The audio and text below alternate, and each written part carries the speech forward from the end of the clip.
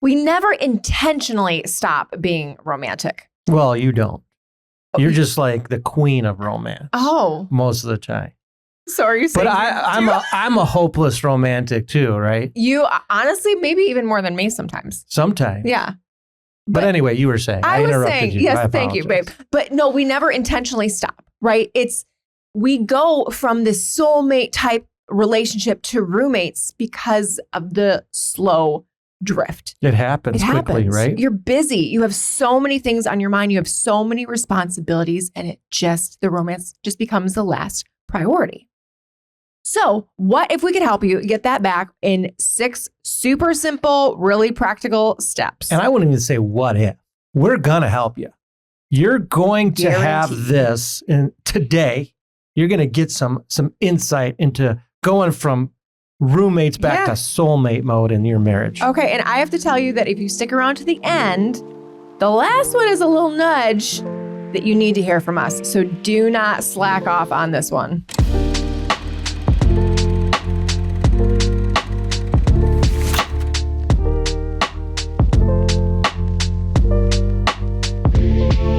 So we are Chris and Megan Rhea. We've been coaching couples for 15 years. We've been married for 25. I can't believe it. Next month, guys, 25 years. We are getting to that age I didn't think we'd get to. But hey, that sounded weird because I thought we would get to that age. But I never pictured our lives. No, it's true. At this age. You can never picture what you're going to. I mean, if you told us at 17 that we'd be 45 one day, you're like, what? Imagine 20 more years.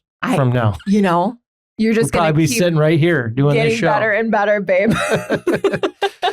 But we believe that life and love are way too important to live on autopilot. Mm-hmm. Anyone can have romance, more romance in their marriage, but it takes intentionality. And see, this is why we're passionate about this. Because a couple years into our marriage, people told, I was like, what's going on? We feel more like roommates than romantically involved. And, we thought it would be different. Everyone's like, suck it up. That's marriage. And we refused to believe that. Yeah, we did. And so we decided we were not going to be stuck in roommate mode. We were going to figure out what do we need to do to keep that connection, that romance flowing in our relationship. And don't get us wrong. I mean, there's times you're going to be roommates. Everybody slips into it. Right. Yeah. But it's the longevity of that. It's overarching that you feel like connected, you feel romantic, you feel those in love feelings more than you don't. Right. So let's jump in. Okay. We have six things. What's the first one? Let's go. The first one is a 30-second micro date. What? Can you even a micro date? Do anything in 30 seconds? You said we can, so I believe you. Yes. So what is it? You're going to take 30 seconds and you're going to write a sticky note to your spouse. And then you're going to place that sticky note someplace where they're going to see it. You love this. This is like legit my favorite. Honestly, all I have to do is so easy. Put a sticky note by the coffee pot saying, "Good morning, beautiful." And this one just melts. Here is my heart all day long. Well, my favorite one is like I was having a really hard day and we have a mirror right when you walk in from our garage into our house, like the mudroom area. And I came back from the gym and there was this mirror on there and it was just little prayer. And you told me that I was beautiful. And like, I legit walked in the house, saw that meltdown, started crying, but that note's still there. Like I save all my sticky notes. And let me just tell you, it takes 30 seconds. 30 seconds. It takes a little reminder. Set a reminder to do it on your phone right now while you're thinking about it. And what's cool at our house in our pantry, we keep them. And so we have like this wall of sticky notes we've written back to each other. It's kind of cheesy, but it's romantic. It's romantic. It reminds us that we're not roommates. And it takes very little effort on those busy weeks just to stay connected. So the next one, Chris Rhea, you have a lot of insider information on this. I invented this. You basically invented this. Let's just be honest. I invented this one. I think it's called the Daily I Noticed tip. You're good at this. So Megan is a words of affirmation person. What that means is she feels most connected to me and most loved by me when I'm building her up with my words. Mm-hmm. And so this can be hard for men, especially because we often think things about our wife, but we very rarely say them. And typically, love languages, if you're interested in that, we have a whole playlist on love languages. I will link that below. But you and your spouse, typically not the same primary love language. If you are, good for you. Way to go. Helps. Winner. But we're not. Yeah. So words of affirmation. So what I started doing is in my phone, every time I realized or I noticed something Megan did that I appreciated, that I liked, that I thought was really clever on her part, I just typed it into my phone. And at the end of the week, I'd write her a note and I would just say, hey, here's all the things I noticed you did really awesome this week. And man, she loved that. Now, I got to be honest, I don't do it enough. Oh. I don't do it enough. I used to do it every week. And I think I've if we're slipped. honest, all of us could be like, I could do that more. Yeah. You know? And this isn't Chat GPT writing this for you guys, okay? This is you actually noticing, Right. Taking notes. Oh, wow. The milk just automatically reappeared in the refrigerator. My laundry's just done. It's whatever it is that you appreciate. Mm-hmm. Write it down and just say it. Yeah. All right. What's number 3? The next one, guys, is simple, but gonna take some attention. The 20-minute unplugged conversation. Whoa. Y'all, you know what the most annoying thing in the world is when you're trying to have a conversation with somebody and they're like, They're scrolling. Mm-hmm, yeah. Mhm, Cool. yeah. Yeah. Mm-hmm. Put the phones down for 20 minutes. You know what works really well for us? We go for a walk and we are not we leave our phones at home unless we're like, in the middle of nowhere and we need to navigate something. But we leave our phones at home. We go for a walk and we have this uninterrupted 20 minutes. And the walk is really great for guys, especially too, because it's way easier to connect. I don't know why this is, but it's easier for guys to connect shoulder to shoulder than it is face to face. And so when you're walking, you feel like you're doing something. It's a lot easier just to open up and talk. But that 20 minutes alone, just ask questions. Yeah. Be curious about one another. Don't dominate the conversation. Right. Go half and half. And I think you can really reconnect in a short amount of time. And I just want to encourage you guys, sometimes we think that these simple things are not going to make that much of a difference, right? We downplay the small things and think, I need this big reset in my marriage. You might not.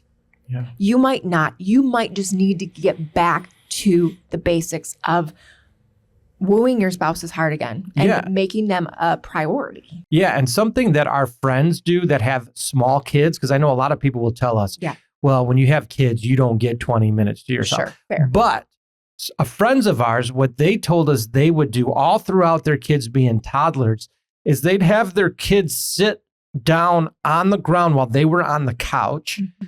And they would talk to each other in front of the kids. Yeah. And every time a kid would try to interrupt, they'd just simply say, hey, this is mom and dad time. Mm-hmm. You're right there. Sit down, play. We're having our time because we love each other and we want to connect with each other. So powerful. And what they found is the kids were less crazy during this time because they actually loved that mom and dad were connecting and it gave them more peace. It gave their hearts peace. Give it a try. Let us know if it works. Yeah, please. Okay, guys, next one up. Chris Ria, what is this? Where are we at? Number 4? Number 4. Number 4 habit is the 30-second hug. 30-second hug. We've talked about the 6-second kiss. I will link that below too, but the 30-second hug. What happens when you embrace someone that you love for 30 seconds? Come on, mad scientist, bring it to me. Yeah, I'm going to put my science hat on, So my sciencey. intellectual brain.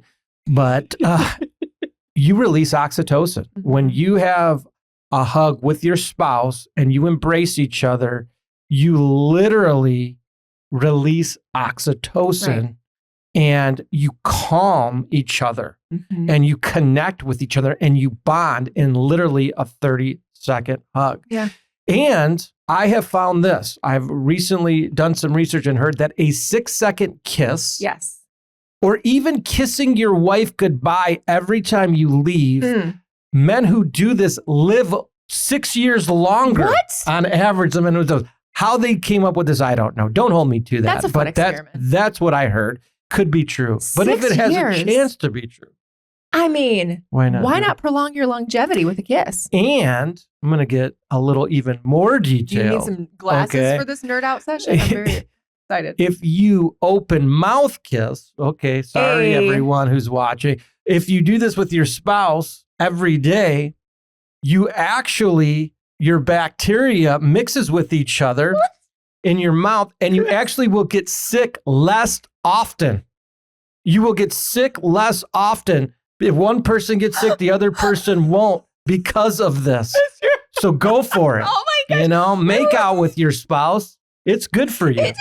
It's good for your long-term health. It's good for your good bacteria. I guess it's like it's exposure therapy, right? You're just... I'm not sciencey, but that's what they tell me. But you are when it comes to that, my love. That's right. Okay, number 5, you guys. This is a fun one that we literally do all the time. Number 5. Well, you do it all the time. Boy, don't play. Don't play. Number 5, dance in your kitchen. We do this while we're doing the dishes after dinner every night almost. We take turns picking music. Usually Chris wins. Yeah. Usually it's something 90s related. Some kind of either 90s or Christian hip hop or hardcore, but we just go for it. You would be amazed how quickly you clean up the kitchen when the music is going, how much fun you have together. I think that's one thing that couples forget to do is prioritize fun, prioritize play, because life is hard, life is full, life is busy. You have so many responsibilities. You don't have time to play. But guess what you do? When you clean the dishes, you got to do it anyways. You might as well make it fun and make it flirty. Turn up the volume and Turn up go the volume. Turn up the volume and go for it in your kitchen. You should see Megan Rhea's dance moves. Guys, I should record it, but it's something that's just between it's just between us. Okay. Some things I rip it up. Some things you just need to have insider language. Like, you'll only see me dance. Most people will never see me dance. You're a good dancer though. Here's a fun fact. No. We don't need to, whatever you're about to say. Did not win best dancer in high school. Did not at all. We don't need to go there. No. Okay. All right. Number 6. Number 6 is the courageous invitation. Here is where I told you that we're going to nudge you guys a little bit because you need to hear it. This is for married couples. Yeah. Absolutely. But it's about intimacy. Mm-hmm. It's about taking turns initiating sex. Now, if you're newlyweds or you haven't been married for a length of time, you just feel like, oh yeah, this will never be an issue. We're going to have sex all the time. Mm-hmm. But when you get married and life happens and there's a bunch of kiddos running around, sometimes this gets knocked down the priority list. And so we want to encourage both of you, not one of you, but both of you, to take turns inviting the other person into intimacy, sexual intimacy. And you guys know, in addition to this channel, we coach a lot of couples. And I mean, babe, 90%, I would say, right? Neither one of them are having the kind of intimacy that they want to have. But the main thing that they're not doing is having a conversation about it. There's communication. Communication is huge when it comes to this. There is usually so much hesitation, shame, unspoken things going on. Just have the courage to initiate, or have the courage to have the conversation. It will. And if they do, if your spouse comes to you and has a conversation about this, don't start giving all the excuses of why you can't be intimate. Like, do you know all these kids are pulling? Do you know what's going on? They're not saying it's your fault. Yeah. All they're doing is communicating a need that they have. And that they love you and they want to be close to you. Yeah. And so how do you schedule that or maintain consistent intimacy? Because it really connects you romantically and takes you from that roommate mode back into soulmate. Absolutely. Romantic mode. Yeah. All right. So that's the 6th. Do you have a bonus tip though? Oh, you know we always have a bonus tip. We got a bonus tip for you guys. Give me the bonus. And the bonus tip is we're bringing in the word, guys. We're going to look at Ecclesiastes 4:12, and it says the sod. The scripture of the day. The sod. He loves an acronym. Ecclesiastes 4:12 says, "A cord of 3 strands is not easily broken." And this is our practical tip: is to pray for your spouse, not at them, right?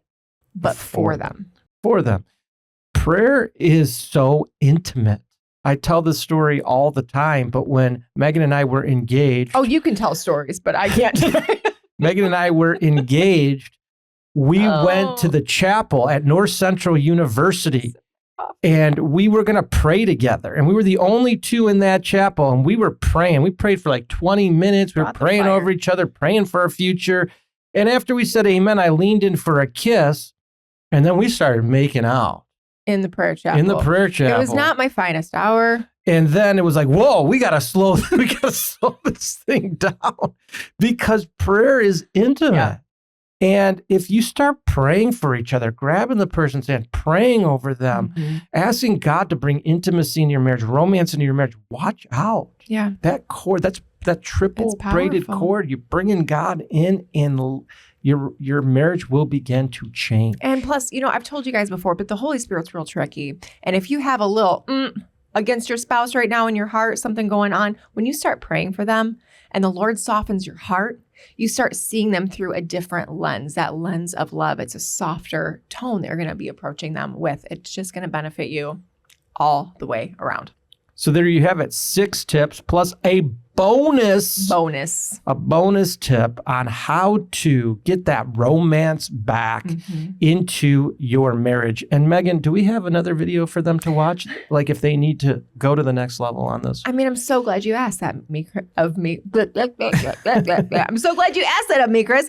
We have a 5-minute intimacy habits video. Whoa. I will link below. It's going to take this video and just take you to the next level. Go ahead and click on that next. Go ahead and do that right now. If you haven't yet subscribed, go ahead and subscribe. We'd love for you to get notified when our latest content comes out. So have a great day, everyone. Remember, life and love, too important to live on autopilot. See you next time.